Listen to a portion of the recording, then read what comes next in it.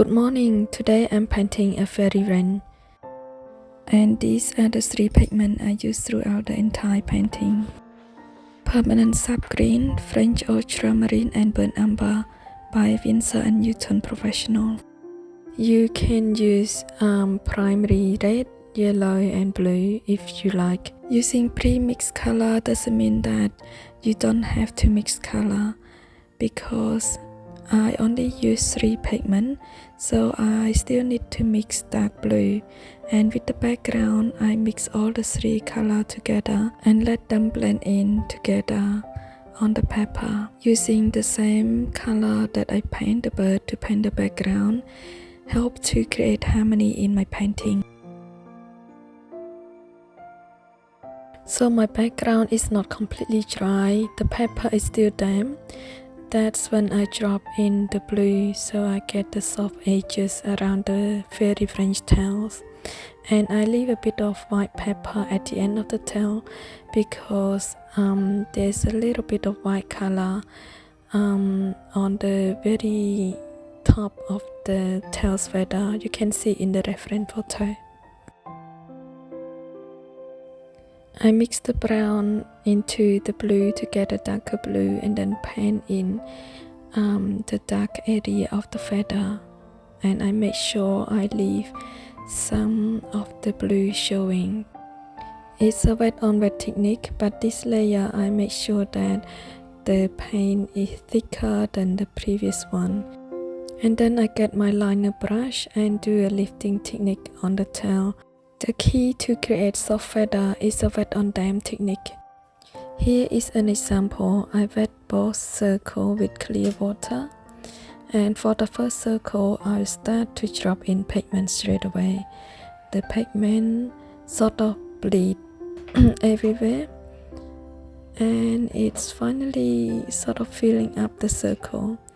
And the second one I wait a little bit longer, and the third one I wait even longer, and the paint is thicker.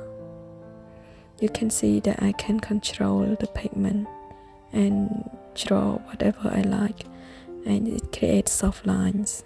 That's how we can create soft feather. To create soft edges, I extend the wetness outside the circle, as you can see how it's glittering there, and then wait until the paper is damp, and I drop in the pigment. We will have to wait until it completely dry, and then I'll show you the result. So here is the first circle when it's too wet, and the second circle when we wait a little bit. The third circle we wait until it's damp, and then we drop in thicker pigment. This circle here is when we wet just inside the circle. It's showing the hard line around the circle. And this circle is when we extend the wetness outside the circle.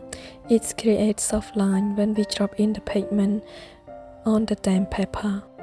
Now let's see how I apply that to our fairywren.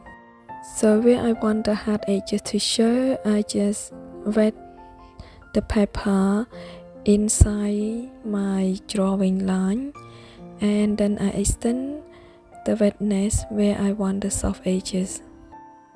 The gray color that you see here is the color that I mix using my blue, brown, and green.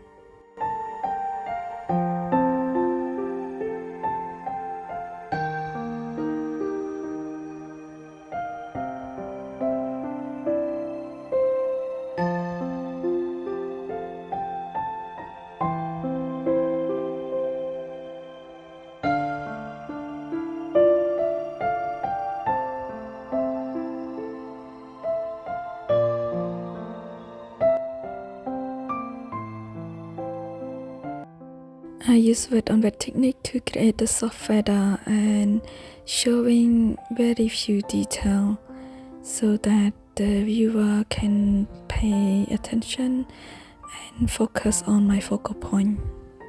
So here I mixed the blue into the brown to get a darker brown, and I paint in the darker area of the head to create a three-dimensional look.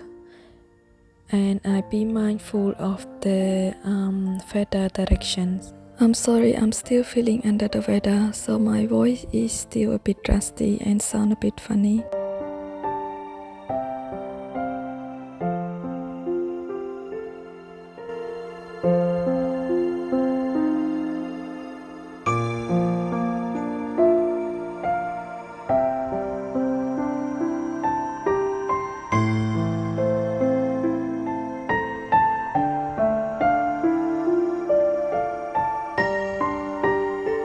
I do not want to paint every feather I see in the reference photo, so I paint suggestedly and especially to get the right direction of the feather and the tonal value.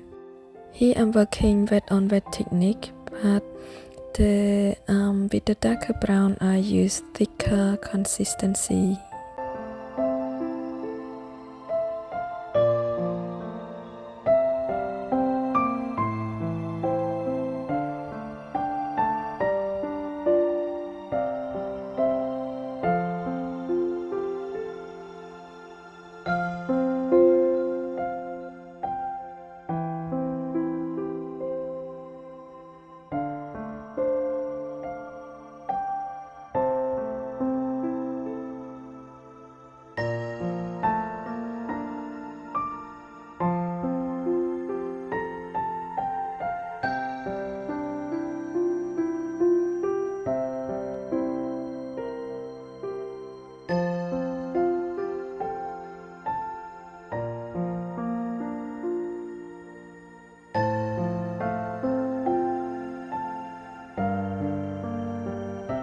Here I mix those three colors together to get a very dark pigment to paint the beak, and use a light consistency to paint the highlight of the beak, and use the same color to paint the eye, carefully leaving the highlight.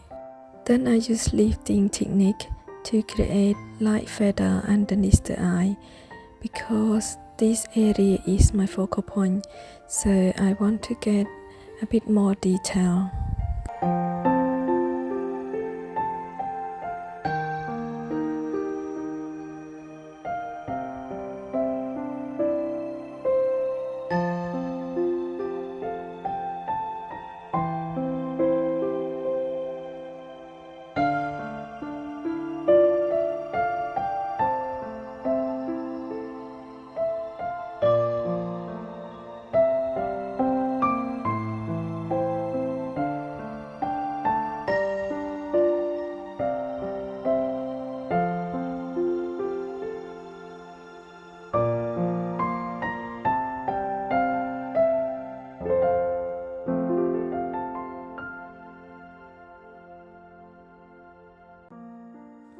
Here I'm using white gouache to add the highlight on the beak and add a bit more highlight to the eyes and a few strokes to the chest area, and that's it. Try not to use too much gouache because it could ruin the soft feather look. Here I'm using the brown and the grey to add more color underneath the white feather, so that it shows that it's casting shadow and create a bit more texture to the white area. This area around the eye is the focal point, so I paint wet on dry, just a few strokes of feather, follow the feather direction, and we finally finish. I hope you enjoy this painting and paint along with me. And I think she looked pretty cute in an old frame I have at home. Thank you so much for being here. Your like, subscription and kind comment are very much appreciated. Until next time, happy painting!